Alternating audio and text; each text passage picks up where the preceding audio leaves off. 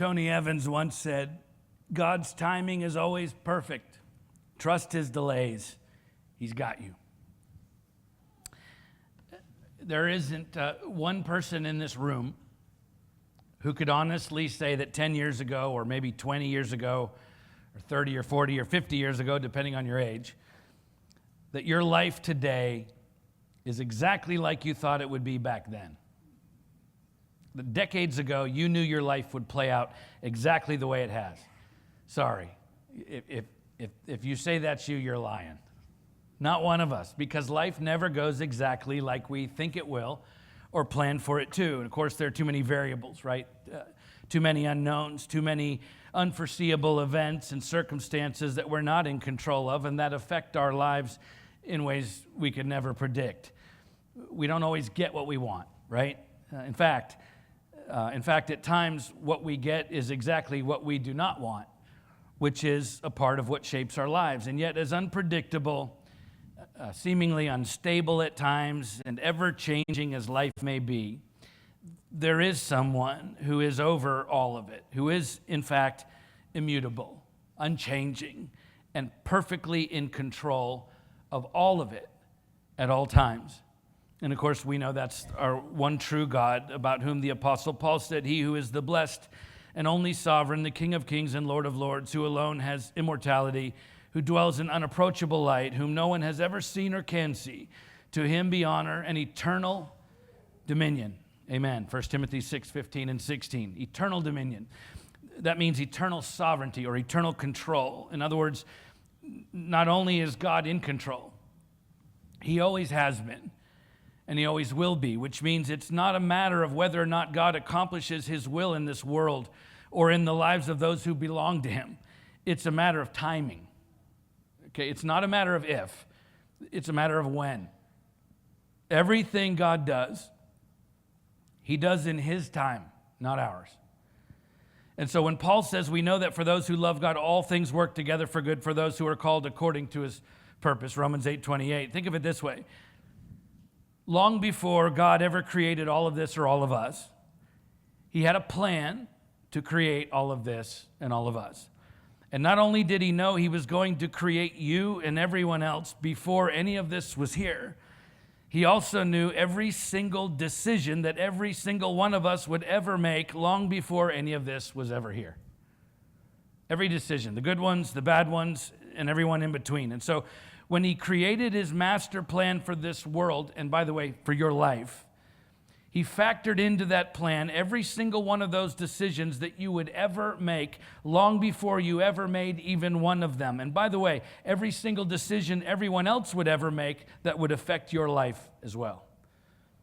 This is how Paul was able to say that God works all things, not just the good things or bad things or big things or little things, but all things together for good for those who love God, because God's plan for your life has every choice, every decision, every mistake, every triumph, every relationship, every illness, every circumstance, and every situation you will ever face already factored into the outcome. And the best part is, He's working all of that together, ultimately for your good. Doesn't mean it will all be easy.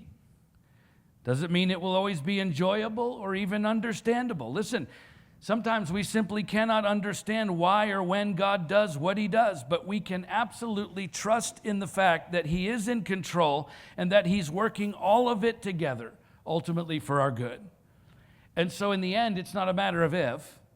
It's not a matter of if God is going to accomplish His will in your life. It's a matter of when. And I would argue that every day, even in the most difficult of days, He's doing just that.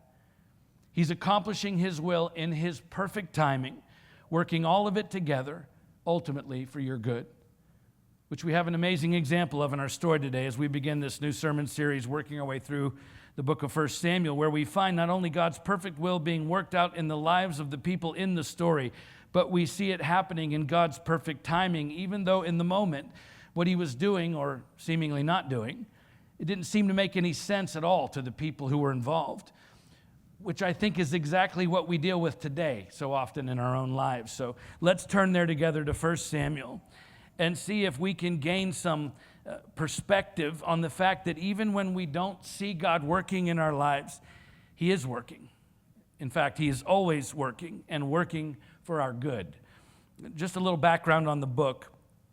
In its original form, as I mentioned, 1 and Samuel were actually one book in the ancient Hebrew manuscripts. They were not divided into two separate books until the Old Testament was translated into Greek. And so it's a story that began in the 11th century BC, where the book of Judges leaves off. And so Samuel picks up the story where Judges ends, if you were here when we went through Judges. And in this first chapter, which we're covering today, we're going to learn about the providential birth of Samuel himself, Israel's last judge. So 1 Samuel, you turn there with me if you like. We'll have it on the screens as well. We'll begin by reading the first 8 verses. There was a certain man of Ramathaim Zophim of the hill country of Ephraim, whose name was Elkanah, the son of Jerome, son of Elihu, son of Tohu, son of Zuph, an Ephrathite. He had 2 wives. The name of the one was Hannah, and the name of the other Peninnah. And Peninnah had children, but Hannah had no children. Now this man used to go up year by year from his city to worship and to sacrifice to the Lord of hosts at Shiloh, where the 2 sons of Eli, Hophni and Phinehas, were priests of the Lord. On the day when Elkanah sacrificed, he would give portions to Peninnah his wife and to all her sons and daughters. But to Hannah he gave a double portion because he loved her, though the Lord had closed her womb. And her rival used to provoke her grievously to irritate her because the Lord had closed her womb. So it went on year by year. As often as she went up to the house of the Lord, she used to provoke her. Therefore Hannah wept and would not eat. And Elkanah, her husband, said to her, Hannah, why do you weep? And why do you not eat?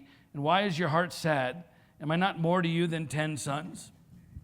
So in the beginning of the story, we're introduced to a man named Elkanah, whose genealogy listed in verse 1 to 4 generations would be an indication most likely of his prominent standing in society, and whose family line shows he was a Levite, according to 1 Chronicles 6:16 through 30, even though he's referred to here as an Ephrathite, but that's because his family lived in a Levitical city within the boundaries of Ephraim, not because he was of the tribe of Ephraim, as confirmed by Joshua in 24:33, which describes the Levites as living in the hill country of Ephraim. So this Levite had 2 wives, Hannah, and certainly his first wife, since she's named first in the story, which was typical for ancient Hebrew writing, and which would also explain why he took a second wife, Peninnah, because Hannah, his first wife, was barren.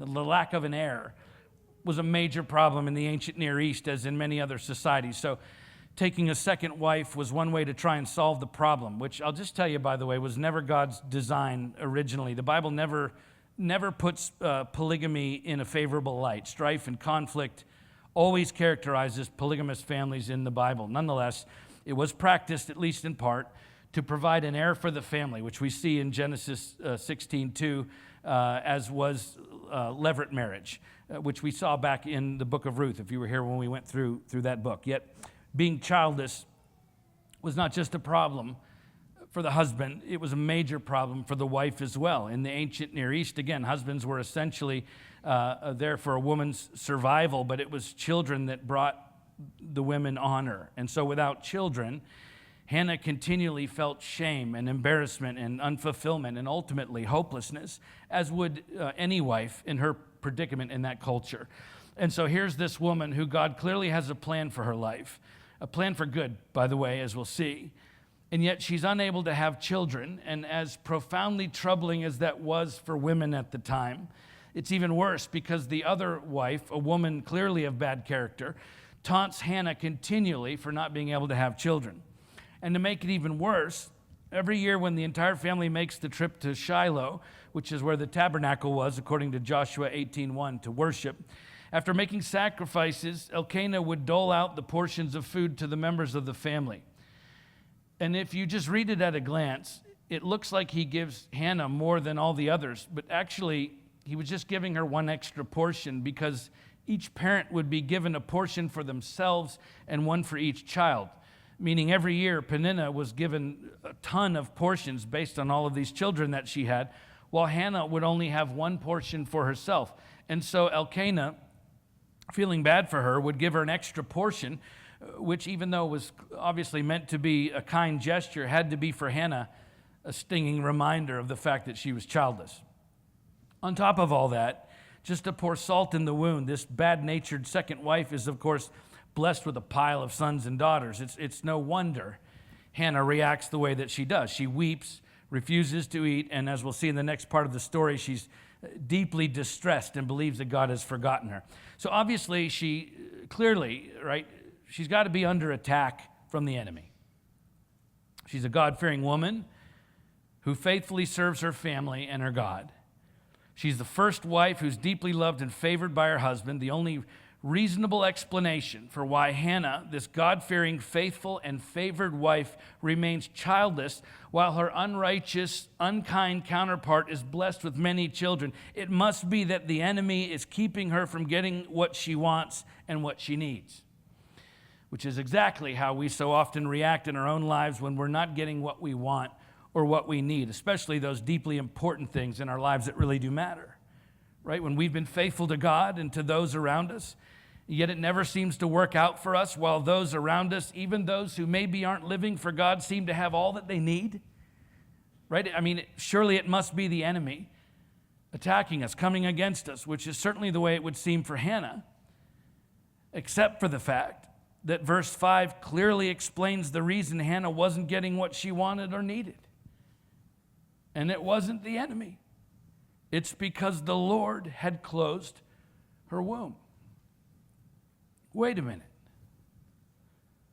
The Lord closed her womb. Why would he do that? Why would he deny such a wonderful, God-fearing, faithful person the very thing she needed and desired? Well, it wasn't because God didn't love Hannah. It wasn't because he had no plan for her. And it wasn't because his plan for her was bad. On the contrary, God had a wonderful plan for her life, as we'll see. Okay, it wasn't a matter of if God would bless Hannah with what she wanted and indeed needed. No, it was a matter of when. You see, Hannah's timing wasn't God's timing. Even though she couldn't possibly understand that at the time, and even though the wait was deeply painful, listen, when it's not God's timing, you can't make it happen. You can try. Abraham and Sarah are prime examples of that, when instead of trusting God for an heir, Abraham, per his wife's suggestion, tried to make God's plan for his life unfold in his own timing. And if you're familiar with the story, you know how it turned out. Abraham got another woman, his Egyptian servant, pregnant in order to carry out the family line, and as a result, Ishmael was born, who to this day is considered to be a patriarch of Islam, a man who the angel of the Lord described would be a wild donkey of a man, his hand against everyone, and everyone's hand against him, and he shall dwell over against all his kinsmen, Genesis 16:12. See, Abraham's attempt to make God's plan unfold in his life in his own timing was a disaster, not only for him, but for the rest of the world, which is precisely what we can expect in our own lives when we try to circumvent God's perfect timing. Yes, there's a plan for your life. And yes, it is a good plan. And you may even know what you need in order for the next part of that plan to be realized in your life, which is wonderful. But I'm telling you, you can't make it happen solely on your own. You can try all you want to, and you can make a royal mess of your own life and the lives of those around you in the process, because the only way God's perfect plan will ever come to its full realization in your life is in God's perfect timing, which means sometimes we have to wait. Even when it doesn't feel right, even when it doesn't seem just, even when those around you are getting ahead in their lives and you're not, even when you don't understand what's going on or not going on, when it makes absolutely no sense to you. Listen, if it's not God's perfect timing, then like it or not, you have to wait on him, because you cannot make it happen on your own. And as hard as that may be to accept, there's really good news in the waiting. Because there's great purpose in everything that God does and doesn't do, you see. Nothing God does in your life is ever pointless, including those times when all you can do is continue to be faithful, continue to pray, continue to honor him and those around you, and yes, continue to wait. Because there's great purpose even in the waiting, as we're going to see in Hannah's life, okay? There was a very specific reason why God wasn't giving Hannah a child for many years after she married Elkanah, while his second wife is having all of these kids. It didn't seem just to Hannah. It didn't make any sense at all, and it was deeply hurtful. But God had a great purpose even in her waiting, and I'm telling you, he has a great purpose in your waiting as well. So don't despise the waiting, and most importantly, don't miss what God wants to do while you're waiting, because it's all a part of the process. It's all a part of his perfect plan for your life, waiting on his perfect timing, as we'll see. I read this quote from an unknown author. It says, God has already prepared the way. He's just preparing you.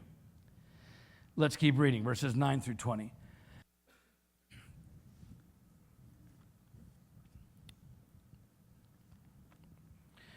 After they'd eaten and drunk in Shiloh, Hannah rose. Now Eli the priest was sitting on the seat beside the doorpost of the temple of the Lord.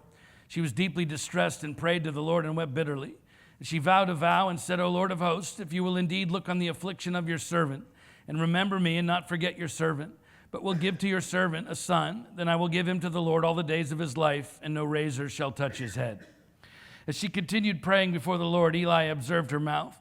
Hannah was speaking in her heart, only her lips moved and her voice was not heard. Therefore Eli took her to be a drunken woman. And Eli said to her, How long will you go on being drunk?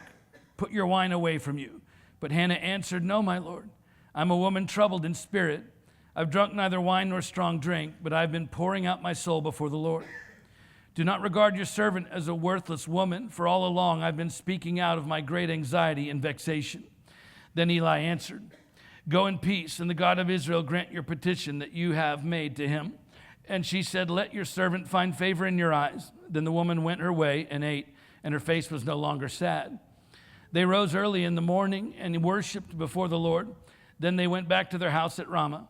And Elkanah knew Hannah his wife, and the Lord remembered her. And in due time Hannah conceived and bore a son. She called his name Samuel, for she said, I have asked for him from the Lord. So Hannah, in her hurt, in her brokenness, her lack of understanding about why God hasn't given her a son yet, does what every single one of us should do in our hurt and brokenness and lack of understanding. She goes to God in prayer. And in that prayer, she makes a vow to God that if he gives her a son, she vows that no razor shall touch his head. That's a Nazirite vow, the same vow the angel of the Lord prescribed for Samson in Judges 13:5 and is further described in Numbers 6. The word Nazirite, Nazir, in the ancient Hebrew means to separate or to consecrate. It was the ultimate way to dedicate your life to God in ancient Semitic culture, and it carried with it strict observances of certain prohibitions, so like abstaining from anything related to grapes and or alcohol, avoiding dead people, even if they were family members, refraining from cutting one's hair as an outward sign of the inward vow. And although number 6 implies the Nazirite vow was a temporary vow, which I think it could have been, Samson and Samuel were lifelong devotees. So you understand this was no small commitment that Hannah was making here. She was saying to the Lord, if you give me a son, I will literally give him back to you. He will be a Nazirite in the service of the priest, the temple, and of you, God, all of his days. And according to Leviticus 27:1-8, a child as young as a month old could be vowed to the Lord to be raised to work in the temple. So this is a whole new level of commitment to God on Hannah's part, to be willing to give up her own son so that God's plan could be realized in her life and in her son's life. It really is a staggering thing to think about, the length she was willing to go to in order to see God's perfect will fulfilled in her life and the life that would come out of her. And in the process, because she's praying silently but passionately, Eli, the priest, thinks she's drunk until she explains her deep desire for God to answer her prayer. So Eli, representing the voice of God, says, Go in peace. The God of Israel grant your petition that you've made to him. And what is so beautiful about what happens next is the contrast between the Hannah who, distraught, confused, and even unwilling to eat, went to pray, and the Hannah who, after spending time with God, returns to join the family full of joy and assurance that her prayer would be answered. But you understand, outwardly, at this point, her circumstances had not changed. Her circumstances were exactly the same, but something inside of her had changed. She was resolute, full of faith that God would provide just what she needed and desired. The drastic change in her disposition here is powerful evidence that Hannah finally had the faith she needed to receive the promise, which we know throughout Scripture, including in Hebrews 6:12, is a key ingredient to God's word being fulfilled in our lives. By the way, it didn't happen right away. There was still a period of waiting. She still had to wait. But Hannah had changed because for the first time she understood then when it is God's timing, you can't stop it from happening. Look, God's plan for this world is going to be fulfilled no matter what. And remember, even when we make bad decisions, He's already factored every one of those decisions into that plan before He ever created this world. Psalm 139 is my favorite psalm, as you know. We just went through it last week. It assures us in verse 16 that in your book were written, what? Every one of them. The days that were formed for me when as yet there was none of them. In your book were written the days that were formed for me when as yet there was none of them. Every single one of your days. Every decision, every choice, every mistake, every triumph, every relationship, every illness, every circumstance, and every situation, everything you will ever face in your life is already factored into God's outcome for your life. It's not a matter of if, it's a matter of when. So why wait? Why does God wait for His plan to unfold in your life if you're a child of God? Listen, He waits because we're not always ready for what He's planned for us. That's why we have to wait, because there's great purpose in the waiting. That's when we learn. That's when we grow. That's when we mature. And as we'll see in the last part of this chapter, that is usually when His will for the next part of His plan for your life is revealed. So look, God has a plan for your life, and when you belong to Him and that plan is revealed to you, I'm telling you, you can take it to the bank that that plan is going to be fulfilled. It's not a matter of if, it's a matter of when, which means all that's left is the timing. When the next step, the next chapter of that plan actually happens. How long do I have to wait? And that's the moment where you come into the equation. Because God created that plan long before He created you. And again, He factored all your choices into that plan, but you still have to make those choices before that plan can progress. Okay, Hannah had to move from fear to faith. She had to. She had to move from hopelessness to assurance. She had to move from bitterness to joy in the Lord, from deep distress to deep trust. Why? Because she was going to need every bit of that to be able to carry out the plan that God had for the next part of her life. You understand? If she had had Samuel while she was still fearful, hopeless, bitter, and in distress, she would have clung to that child. She never would have been able to let him go when the time came for her to give him back to God. You understand? The next part of God's plan for Hannah's life was guaranteed to happen, but not before Hannah would be able to handle it. And so the waiting was not God being distant or cruel or uncaring or busy. Quite the opposite. The waiting was God's grace and mercy and love for Hannah in not giving her more than she could handle before she was ready for it. You getting the picture? God has a plan for your life, and that plan is going to happen. It's not a matter of if, it's a matter of when. And yet, there may be a period of waiting involved. Why? Because He's not going to give you something you're not ready for. So if you're waiting today for the fulfillment of something God has planned for you, don't fear what you cannot see. Have faith for what He's promised, for the conviction of things not seen. Hebrews 11:1. Don't give in to hopelessness, but be assured that God has a plan for your life, and it's a good plan, a plan for welfare and not for evil, to give you a future and a hope. Jeremiah 29:11. Don't allow the bitterness of waiting to take root in your heart. Be joyful in the Lord, who's able to do far more abundantly than all we ask or think, according to the power at work within us. Ephesians 3:20. And listen, don't allow distress to overtake you. Rather, trust in the Lord, for all the promises of God find their what? Yes, in Him. 2 Corinthians 1:20. It's not a matter of if. It's a matter of when. Okay, look. Your mistakes, because this is where everybody says, yeah, but I messed up. Yeah, but there's no yeah, but. Your mistakes cannot wrestle 1 ounce of sovereignty away from God.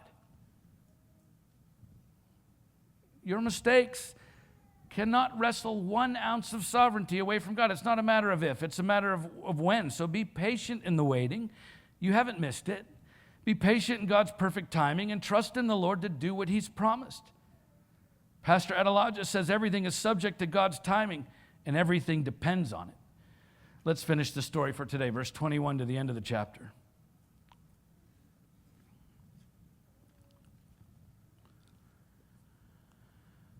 The man Elkanah and all his house went up to offer to the Lord the yearly sacrifice and to pay his vow. But Hannah did not go up, for she said to her husband, as soon as the child is weaned, I will bring him so that he may appear in the presence of the Lord and dwell there forever. Elkanah, her husband, said to her, do what seems best to you. Wait until you've weaned him, only may the Lord establish his word. So the woman remained and nursed her son until she weaned him.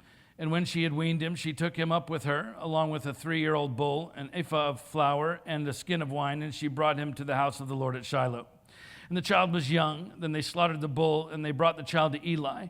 She said, O my Lord, as you live, my Lord, I am the woman who was standing here in your presence praying to the Lord. For this child I prayed, and the Lord has granted me my petition that I made to him. Therefore I have lent him to the Lord. As long as he lives, he is lent to the Lord, and he worshiped the Lord there. So Hannah hangs on to Samuel long enough to wean him. In the 2nd century BC, it's an apocryphal book called 2nd Maccabees. It's not a biblical book, but it is a historical book. In chapter 7, verse 27, it actually says that Samuel was 3 years old when Hannah weaned him, which would make sense because weaning happened much later in antiquity when they didn't have specially prepared foods for babies' digestive systems like we have today. So she explains to her husband that once she's weaned Samuel, she'll take him up to the temple, to which Elkanah replies, do what seems best to you. Wait until you've weaned him, only may the Lord establish his word.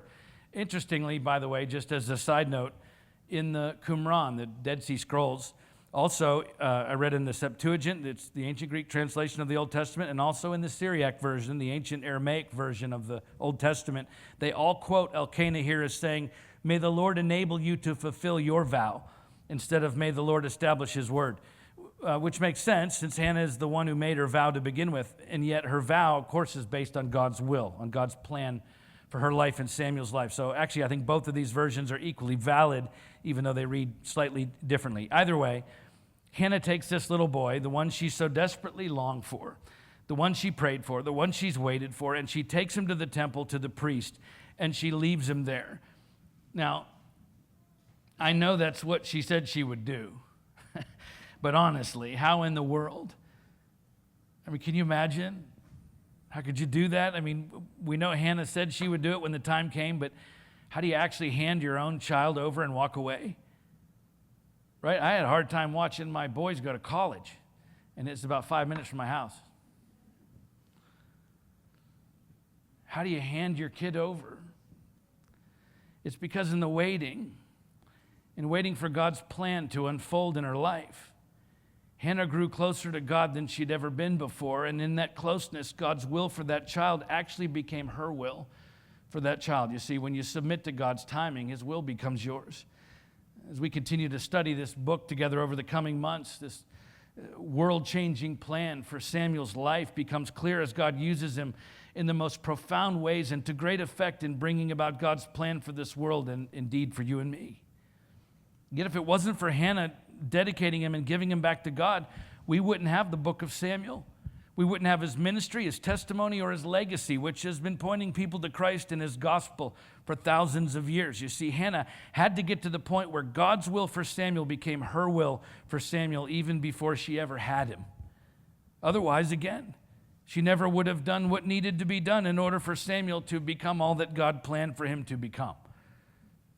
That's why it's so important that we submit our lives not only to God's perfect plan, but to his perfect timing as well, because life is about far more than, life is about far more than just the big moments, the notable highlights, the great wins, the wonderful achievements. I'm thankful for those. But listen, the vast majority of our lives, as you know, is spent in all the days in between those highlights, between those big notable moments. You understand? The journey you are on in between the highlights is as much or more God's plan for your life as those highlights are, because it is in the journey that he's making us more and more and more like Jesus. I mean, the highlights are simply the result of all the days we spend walking with him in between the highlights. That's why Hannah needed to experience grief and exercise patience and struggle through misunderstanding, because it was in those difficult days that God was preparing her, shaping her until his will became her will. God used the difficulty of a closed womb to accomplish something profound in Hannah's life and to further his entire plan of salvation for this world, and he did it all through her in his perfect timing. And it's the very same way he works in our lives today. So don't despise the waiting. In fact, embrace it, because it is in the days between the highlights, the hard days, the mundane, the forgettable, the average days in between the highlights, when the greatest change and growth is actually occurring in your life if you're paying attention to it and seeking after God, even when things aren't happening when you want them to. Those are the days when you're becoming more and more and more like Jesus, as his will increasingly becomes yours.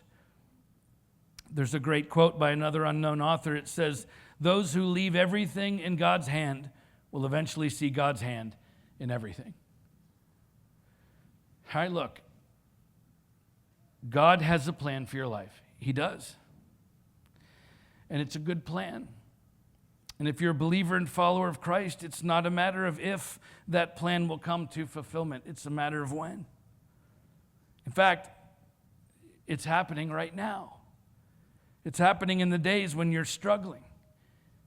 It's happening in the days when it feels like nothing is happening. It's happening in the days when you don't understand why you have to wait for what's next, because every single one of those days are just as much a part of his good plan for your life as the ones you're still waiting for. So don't despise the waiting, and don't lose hope. Listen, even if you've messed things up, even if you've made some bad choices, don't lose hope in God's plan for your life, because that plan has already every choice, every decision, every mistake, every triumph, every relationship, every illness, every circumstance, and every situation you will ever face factored into the outcome, so that all of it works together for your good. Doesn't mean it'll all be easy or enjoyable or even understandable. Sometimes you simply cannot understand why or when God does what he does, but you can absolutely trust in the fact that he is in control and he is working all of it. Listen, he's working all of it together in his perfect timing for your good. Let's pray.